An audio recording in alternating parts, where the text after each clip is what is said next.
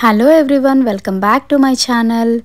ఇవాల్టి రెసిపీ ఏంటి అంటే మటన్ బిర్యానీ అయితే చేయబోతున్నాను. సో దానికోసం ముందుగానే మనము గోంగూర అనేది ప్రిపేర్ చేసి పక్కన పెట్టేసుకుంటాము.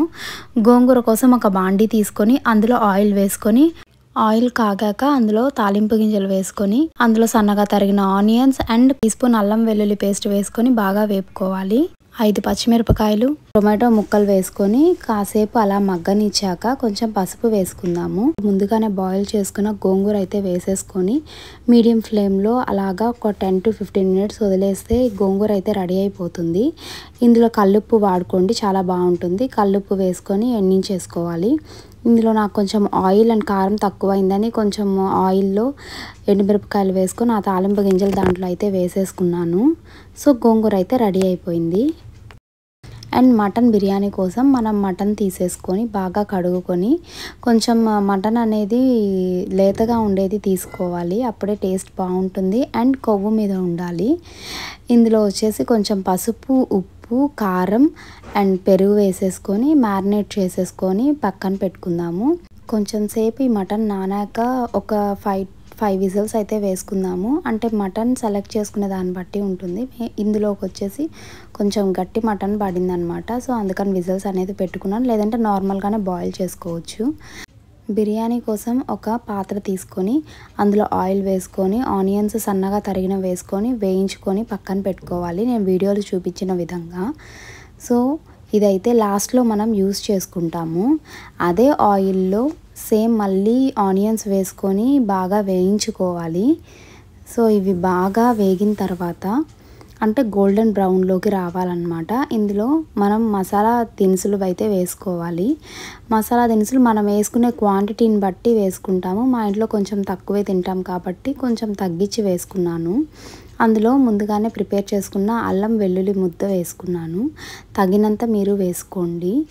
ఇందులో సన్నగా తరిగిన టమాటా అండ్ పచ్చిమిరప ముక్కలు వేసుకున్నాము. సో ఇవి బాగా మగ్గనివ్వాలి. ఇదంతా మీడియం ఫ్లేమ్లో మగ్గనివ్వాలి, అప్పుడే దాని టేస్ట్ బాగుంటుంది. తగినంత పుదీనా, కొత్తిమీర వేసుకుందాము.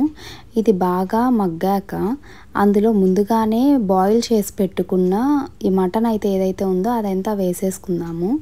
సో మటన్ వేసేసుకున్నాక తగినంత garam masala powder and biryani masala powder అయితే వేసుకొని కాసేపు మగ్గనివ్వాలి. సో మనకి రైస్ బాగా రావాలి అని అంటే మనం ముందుగానే బాస్మతి రైస్ని నానబెట్టుకోవాలన్నమాట. సో 1:1.5 గ్లాస్ అనేది నేను వాడతానన్నమాట రైస్కి, 2 అయితే వాడను. బాస్మతి రైస్ వాష్ చేసుకున్నాక వాటర్ యాడ్ చేశాను కాబట్టి ఆ వాటర్నే ఈ మటన్ మిశ్రమంలో అయితే వేసేసుకున్నాను. కొంచెం ఆ వాటర్ బాయిల్ అయిన తర్వాత రైస్ కూడా యాడ్ చేసేసుకొని అలా కలుపుకోవాలి. ఉప్పు ఒకవేళ తగ్గితే మీరు కొంచెం చూసుకొని ఆ ఉప్పు అనేది వేసుకోండి.